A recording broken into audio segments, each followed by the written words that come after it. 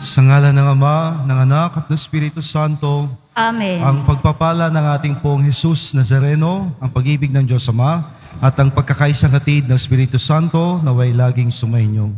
At sumaiyo rin. Sa pagsisimula ng isang araw ng paggawa, ngayon tuloy po nating ialay sa Diyos ang lahat nating mga pangarap, mga plano at mga pagsisikap.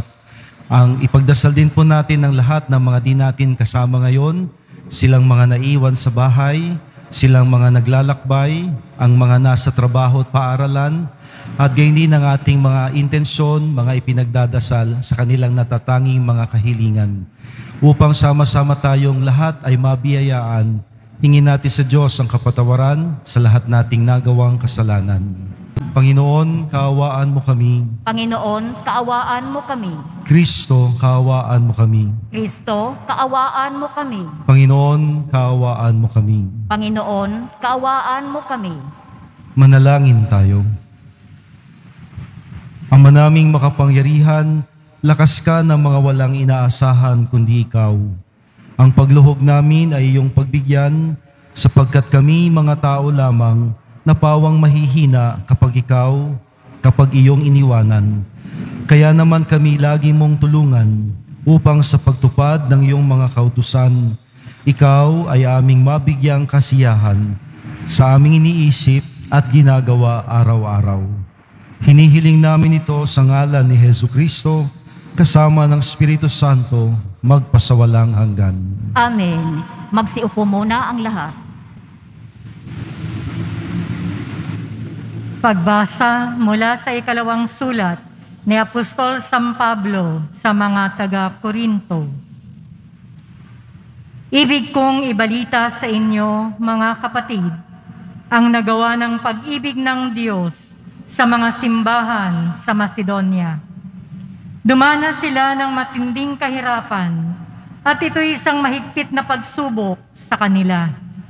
At sa kabila ng kanilang paghihikahos, masayang-masaya pa rin sila at bukas ang palad sa pagbibigay. Sila'y kusang loob na nag-abuloy, hindi lamang ayon sa kanilang kaya, kundi higit pa. Alam ko ito, pagkat mahigpit nilang ipinamanhik sa akin na sila'y bigyan ng pagkakataong makatulong sa mga kapatid sa Judea. At higit pa sa inaasahan ko, inilaan nila ang kanilang sarili, una sa Panginoon at pagkatapos sa amin, ayon sa kalooban ng Diyos. Kaya't pinakiusapan ko si Tito, yamang siya ang nagsimula nito, na kayo'y tulungan niya hanggang sa malubos ang pagkakawang-gawang ninyong ito. Kayo'y tanyag sa pananampalataya, sa pagpapahayag, sa kaalaman, sa kasipagan, at sa inyong pag-ibig sa amin. Sikapin din ninyong manguna kayo sa pagkakawang gawa. Hindi sa inuutusan ko kayo, sinasabi ko lamang sa inyo ang ginagawang pagtulong ng iba upang masubok ang katapatan ng inyong pag-ibig. Alam ninyo kung gaano kalaki ang pag-ibig ng ating Panginoong Hesukristo na bagamat mayaman ay nagpakadukha upang yumaman kayo sa pamamagitan ng kanyang karukhaan. Ang salita ng Diyos. Salamat sa Diyos. Kaluluwa ko yung purihin, ang Panginoong butihin. Kaluluwa ko yung purihin, ang Panginoong butihin. O kaluluwa ko, ang Diyos papurihan. Pupurihin siya't aking aawitan. Aking aawitan habang ako'y buhay. Kaluluwa ko yung purihin, ang Panginoong butihin. Mapalad ang tao na ang kanyang Diyos, na laging katulong ay ang Diyos ni Jacob. Sa Diyos na Panginoon, umaasang lubos. Sa Diyos na lumikha niyong kalangitan, ng lupa at dagat, at lahat ng bagay. Kaluluwa ko iyong purihin, ang Panginoong butihin. Ang maaasahang lagi, Panginoon, panig sa naaapi, ang Diyos na hukom, may pagkaing handa sa nangagugutom. Kaluluwa ko iyong purihin, ang Panginoong butihin. Pinalaya niya ang mga nabihag, isinasauli paningin ng bulag. Lahat ng inapi ay itinataas, ang mga hinirang niya'y nililingap. Kaluluwa ko iyong purihin, ang Panginoong butihin. Magsitayo po ang lahat.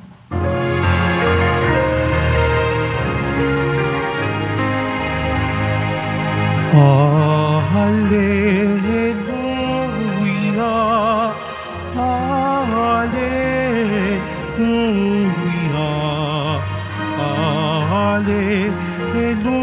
hallelujah, hallelujah.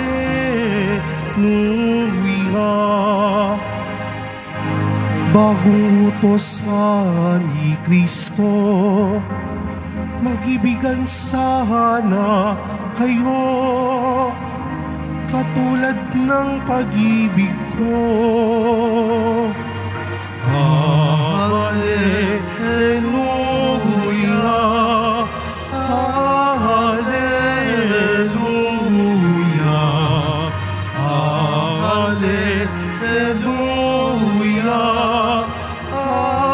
hallelujah.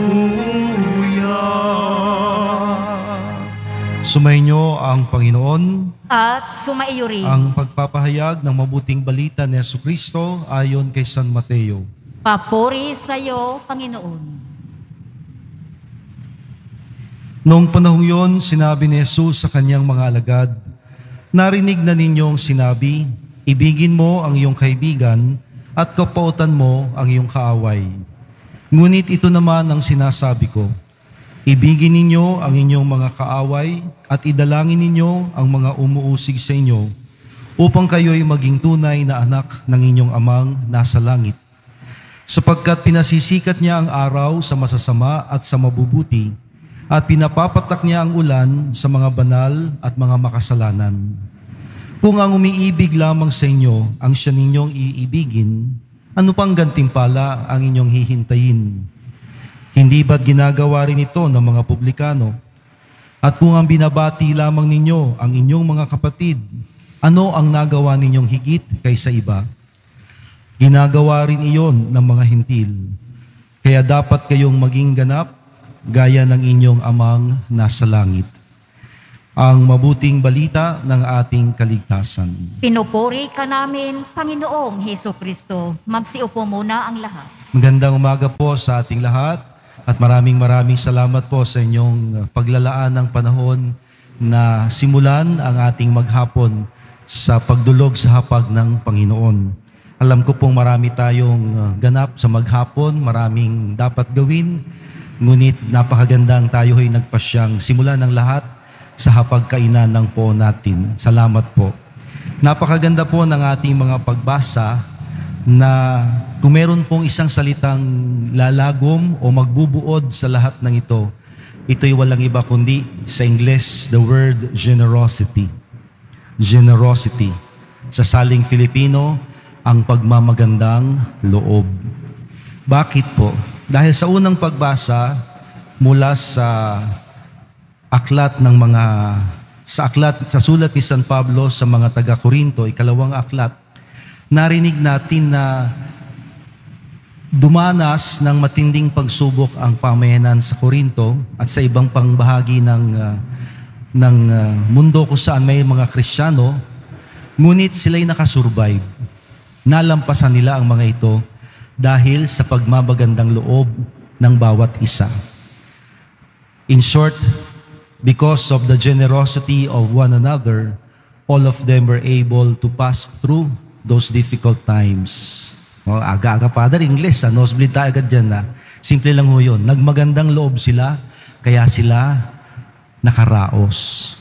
Pinagmagandang looban sila, at sila'y nagmagandang loob din sa iba, kaya lahat sila'y nakaraos. Napagtagumpayan nila ang kagipitan at mga pagsubok. Napakadali po kasing magtikisan, magdamot, dahil ang iniisip natin, hirap na nga ako, bibigyan pa kita, tutulungan pa kita. Paano na ako? Katulad mo na lang akong hirap, dagdag pa ako sa problema mo. Well, pwede hong ganun na nga kadalasan nating katwiran. Ngunit, napakaganda hong binibigyang paalaala sa atin ng unang pagbasa mula sa sulat ni San Pablo sa mga taga-Korinto, 2 aklat, na ang lunas o solusyon sa kagipitan ay ang pagtutulungan. Generally speaking, dahil kapag meron pong tikisan o pagdadamutan, nagkulang na tayo sa gawang mabuti at meron hong turo ang Panginoon, the golden rule, na alam ko hong naniniwala ko na siya hong popularly known as karma. Alam niyo yung karma, no? Takot lahat dyan, no? Karma.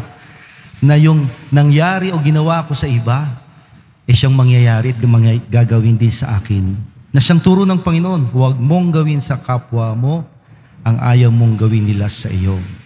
Besides, ito rin ang paalala ng Panginoon sa pagsasabing sa mga maliliit, sa mga gutom, sa mga nauuhaw, sa mga may sakit at mga nabilanggo, sila'y dapat nating tulungan dahil siya ang ating pinaglilingkuran.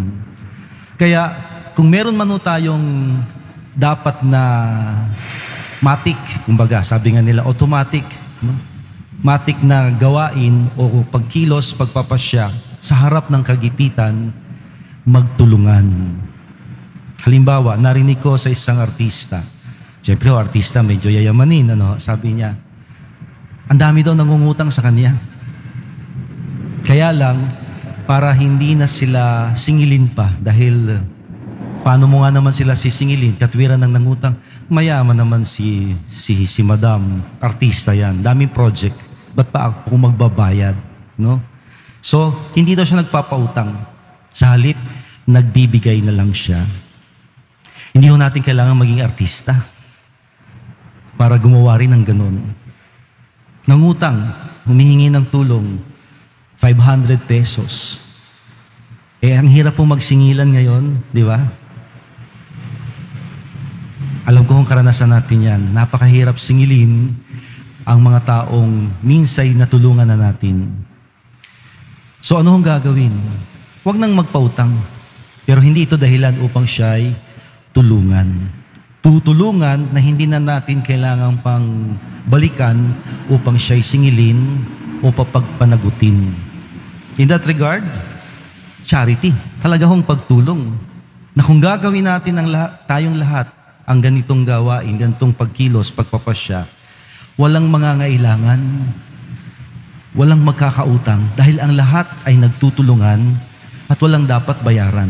Kung meron mang kabayaran, ay ang ako na minsay natulungan ng iba, tutulong din naman ako sa iba na nangangailangan at nagigipit pa. Nang sa gayon, walang kagipitan.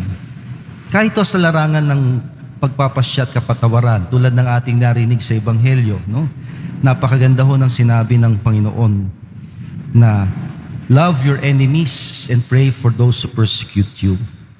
Katwiran natin, ako na nasaktan ako nang ipinahiya, ako na ang patuloy na nililibak. Iiwas na lang ako, lalayo na ako. Tama naman po, lumayo na tayo, umiwas na tayo. Huwag na tayong rumesbak. Yan ang kadalasan nating ginagawa. Gaganti ako, itutumba ko siya. Sabi niya, Father, ba't ang bibigat ng mga salita mo? Yan ang naririnig ko sa karamihan, di ba? Na baka ho nagagamit din natin. So, sa halip, hindi ko gagayahin o tutularan ang kaisipan ng karamihan na sisingilin ko siya. Ako, pinahiya niya, mas papahiyain ko siya. Ako, sinaktan niya, sasaktan ko rin siya. Wala akong katapusan ang gantihan. Gumanti tayo, gagantihan na naman tayo. Hindi naman tayo magpapatalo. Wala akong katapusan, ubusuan ng lahi. Kaya ho, napakaganda. Tandaan ho natin itong turo ng ating mahal na Poong Nazareno. Mahalin mo ang iyong kaaway at ipanalangin silang umuusig sa iyo. Ipapanalangin natin ang mabuting hangarin para sa kanila. Hindi natin sila ipagdadasal na, Lord, itumba mo sila. Ikaw na bahala sa kanila. Tamaan sana sila ng kidlat. Bumagsak sana ang negosyo nila.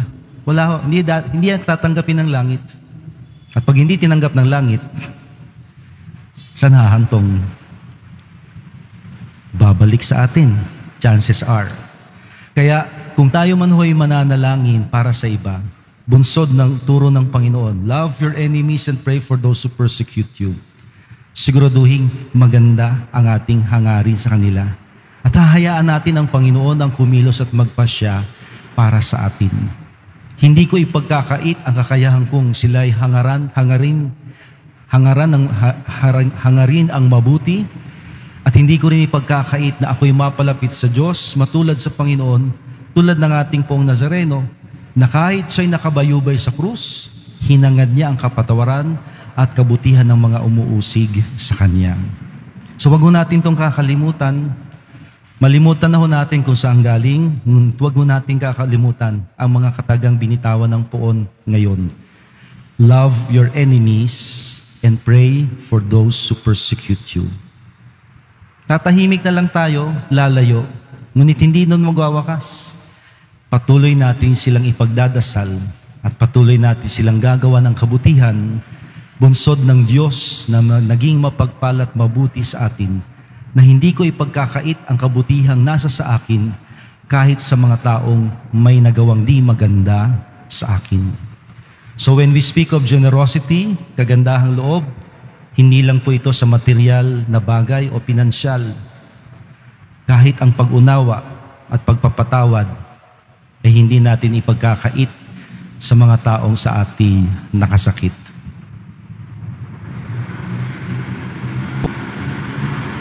Magsitayo na po ang lahat.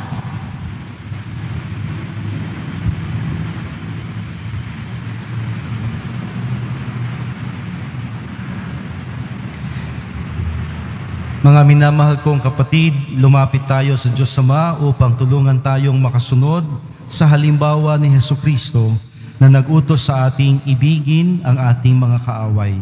Ang ating tugon, Ama, tipunin mo kami sa iyong pag-ibig. Ama, tipunin mo kami sa iyong pag-ibig. Ang mga pinuno ng simbahan naway magbigay saksi sa pamamaraan ng habag, pag-ibig at pagpapatawad upang masalamin sa kanila ng sanlibutan ang kabanalan ng Diyos. Manalangin tayo. Ama, tipunin mo kami sa iyong pag-ibig. Ang mga namimighati at nasusuklam sa kanilang kapwa, naway mapagtanto na maghihiwalay sa kanila sa Diyos ang pagbibigay daan sa hinanakit at galit. Manalangin tayo. Ama, tipunin mo kami sa iyong pag-ibig. Ang mga pamilyang nagkahiwa-hiwalay at sinira ng hindi pagbibigay halaga sa bawat isa, naway muli nilang matagpuan ang dating alam ng pagsasama at pagkakasundo. Manalangin tayo. Ama, tipunin mo kami sa iyong pag-ibig. Ang mga may sakit, naway makamit ang kapayapaan ng kaisipan at kalooban na nagmumula sa kanilang pagkakaunawa at pagtanggap sa kahalagahan ng kanilang pakikihati sa pagdurusa ni Kristo. Manalangin tayo. Ama, tipunin mo kami sa iyong pag-ibig. Ang mga pumanaw, naway makihati sa kapayapaan at kaligtasan ng paghahari ng Diyos. Manalangin tayo. Ama, tipunin mo kami sa iyong pag-ibig. Ipagdasal po natin ang lahat ng mga may kompormiso, may pagkakautang sa atin, maging sa larangang pinansyal. Naway pagkalooban mo po sila, Panginoon, ng sapat na biyaya upang maibalik nila ang naitulong sa kanila at sila rin nawa ay makatulong pa sa iba. Manalangin tayo. Ama, tipunin mo kami sa iyong pag-ibig. Basbasan mo po ang lahat ng mga taong sa amin nakasakit, silang mga patuloy na sa amin nanlilibak at umuusig, ang mga taong nagpapakalat ng masasakit at maling balita tungkol sa amin. Igawad mo po sa kanila ang biyayang iyong ninanais. Manalangin tayo. Ama, tipunin mo kami sa iyong pag-ibig. Basbasan mo rin po ang lahat ng mga naghahanap trabaho, ang mga nag-a-apply na makabalik sa pagbabarko at pag-abroad, ang mga naglalakbay silang mga lumayo sa aming piling upang makipagsapalaran. Maging ang mga masakit, mapasa kanila nawa ang kagalingan. Manalangin tayo. Ama, tipunin mo kami sa iyong pag-ibig. Sa katahimikan, ipagkatiwala po natin sa Panginoon lahat nating mga kahilingan.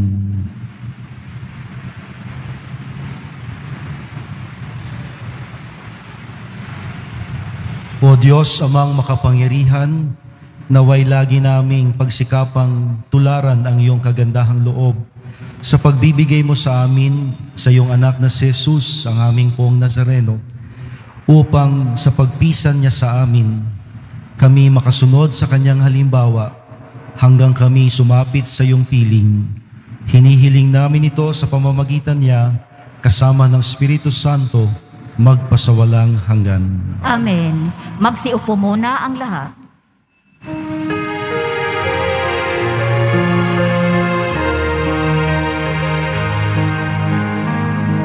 Handog namin sa iyo, Ama, ang tinapay at alak na ito. Handog ng bayang umaasa, sumasamba't nagmamahal sa iyo.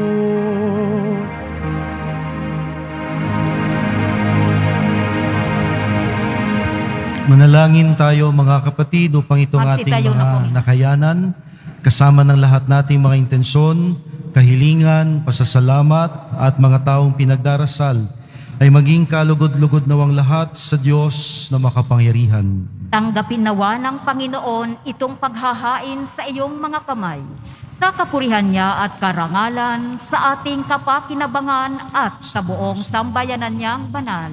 Ama naming lumikha, kami ay ginawa mong may angking katauhan na dapat pakanin at pangalagaan, at iyong dinudulutan ng banal na pakikinabang.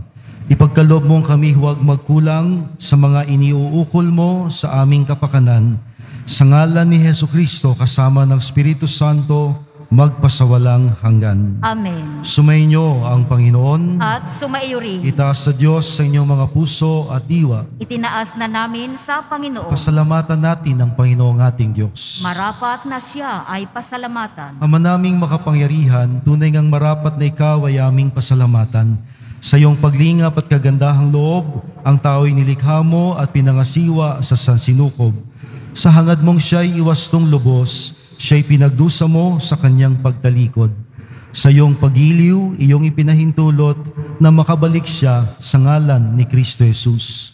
Kaya kaisa ng mga anghel na nagsisiawit ng papuri sa iyo ng walang humpay sa kalangitan, kami nagbubunyi sa iyong kadakilaan. Santo, Santo, Santo, Panginoong Diyos ng mga hukbo, napupuno ang langit at lupa ng kadakilaan mo. Usana sa kaitaasan, pinagpala ang naparirito, ngala ng Panginoon, usana sa kaitaasan. Magsiluhod po ang lahat. Ama naming banal, ikaw ang bukal ng tanang kabanalan, kaya't sa pamamagitan ng iyong Espiritu, gawin mong banal ang mga kaloob na ito, upang para sa amin ay maging katawan at dugo ng aming Panginoong Jesucristo. Bago niya pinagtiis ang kusang loob na maging handog, hinawakan niya ang tinapay. Pinasalamatan kanya, pinaghati-hati niya iyon. Iniabot sa kanyang mga alagad na ang sabi, tanggapin ninyong lahat ito at kanin. Ito ang aking katawan na ihahandog para sa inyo.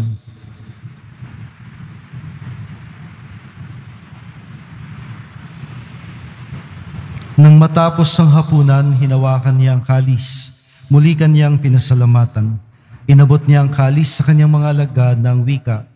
Tanggapin ninyong lahat ito at inumin, ito ang kalis ng aking dugo. Nang bago at walang hanggang tipan, ang aking dugo na ibubuhos para sa inyo at para sa lahat sa kapagpapatawad ng mga kasalanan. Gawin ninyo ito bilang pag-alaala sa akin.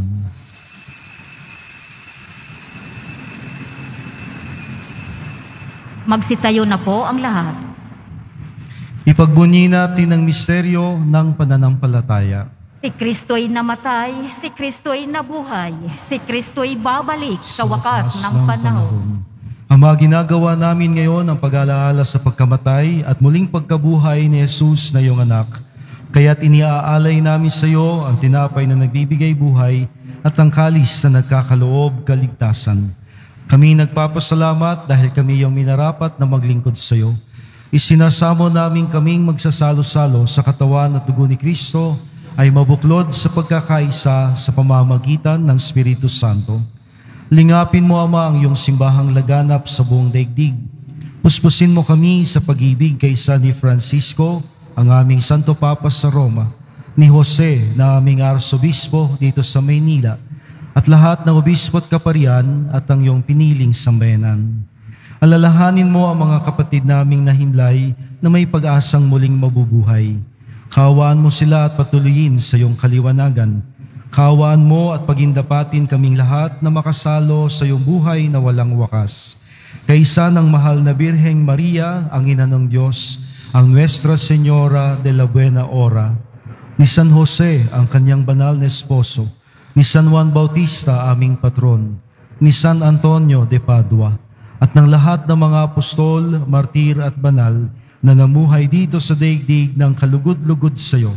May pagdiwang nawa namin ang pagpupuri sa ikararangal mo sa pamamagitan ng iyong anak na aming Panginoong Hesu Kristo. Sa pamamagitan ni Kristo, kasama niya at sa Kanya, ang lahat ng parangal at papuri ay sa iyo, Diyos Amang makapangyarihan, kasama ng Espiritu Santo, magpasawalang hanggan. Amen. Bilang magkakapatid, sama-sama nating awitin ang panalangin tinuro ng Panginoon sa atin. Ama namin, Sumasalangit ka, sambahin ang ngalan mo, mapasa amin ang kaharian mo, sundin ang loob mo dito sa lupa para nan sa langit. Bigyan mo kami ngayon ng aming kakanin sa araw-araw, at patawarin mo kami sa aming mga sala, para ng pagpapatawad namin sa nagkakasala sa amin, at huwag mo kaming ipahintulot sa tukso, at iadya mo kami sa lahat ng masama. Hinihiling namin, Panginoon, na iadya mo kami sa lahat ng masama, pagkalooban ng kapayapaan araw-araw, iligtas sa kasalanan at ilayo sa lahat ng kapahamakan, samantalang aming pinananabikan ng dakilang araw ng pagpapahayag ng tagapagligtas naming si Hesu Kristo. Sapagkat iyo ang kaharian at ang kapangyarihan at ang kapurihan magpakailanman. Amen. Panginoong Hesu Kristo, sinabi mo sa iyong mga apostol, kapayapaan ang iniiwan ko sa inyo, ang aking kapayapaan ang siyang ibinibigay ko sa inyo. Tunghayan mo ang aming pananampalataya at huwag ang aming pagkakasala. Pagkalooban mo kami ng kapayapaan at pagkakaisa ayon sa iyong kalooban, kasama ng Espiritu Santo, magpasawalang hanggan. Amen. Ang kapayapaang hatid at hangad ng Panginoon ay laging sumainyo. At sumaiyo rin. Nasanay po tayo na tangulan ng tango kahit sa hindi natin kakilala. Ngunit siyang tunay na sa ating nakasakit, nakasama, ating iniisnab, hinahangad ang masama. Kaya for a change, mananahimik po tayo ngayon, at habang tayo'y nananahimik, hahangarin natin ang kapayapaan at kapatawaran sa mga taong sa ating gumawa ng nakasasakit na karanasan.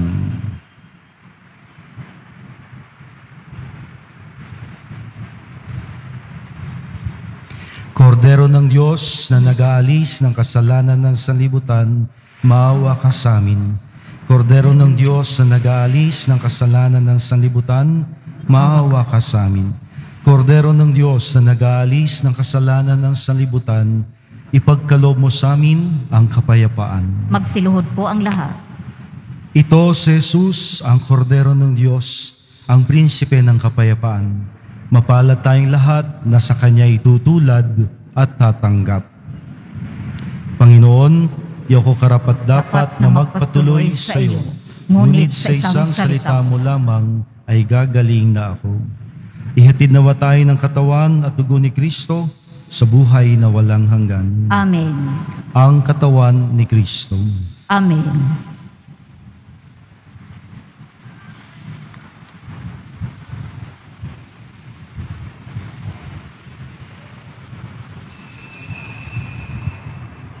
Para sa lahat ng tatanggap ng banal na komunyon, sasagot po tayo ng amen pagkasabi ng pari o ng lay minister ng katawan ni Kristo. At isubo agad sa bibig bago umalis sa harapan ng pari o lay minister. Sumunod po tayo.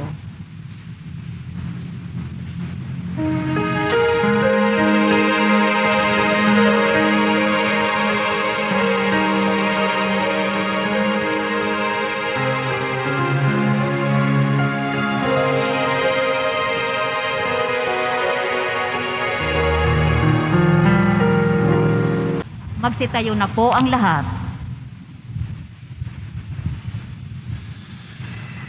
Manalangin tayo. Ama naming mapagmahal, ang pinagsaluhan naming banal na pakikinabang na nagpapahiwatig ng iyong pakikisa sa tanang nariritong nagdiriwang ay magdulot nawa ng pagkakaisa ng iyong sambayanan. Sa ngalan ni Jesucristo kasama ng Espiritu Santo, magpasawalang hanggan. Amen. Tulad po ng ating narinig sa Ebanghelyo, sana po'y isama natin palagi ang lahat ng ang panalangin para sa mga taong umuusig sa atin at silang mga umaaway sa atin. Sana hindi na tayo ang nakikipag-away, kahit sila na lang ang makipag-away sa atin, ipagdadasal at gagawa natin sila ng mabuti. Sumainyo ang Panginoon. At sumaiyo rin. Mahal na pong Jesus Nazareno, inihayag mo sa pamamagitan ng krus ang walang maliw na pag-ibig ng Diyos sa sangkatauhan.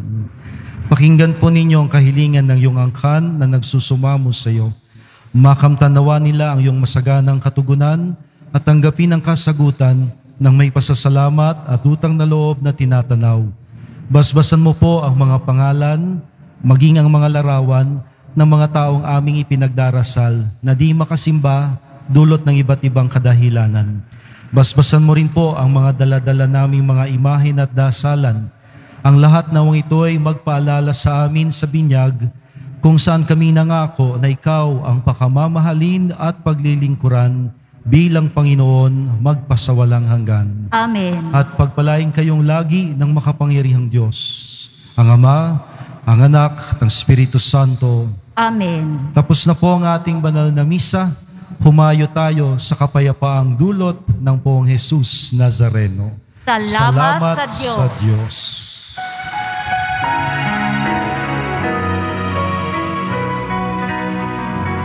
Nuestro Padre Jesus Nazareno, sinasamba ka namin. Pinilintuho ka namin. Aral mo ang aming buhay at kaligtasan. Nuestro Padre Jesus Nazareno, iligtas mo kami sa kasalanan. Ang krus mong kinamatayan ay sagisag ng aming kaligtasan. Nuestro Padre Jesus Nazareno, dinarangal ka namin.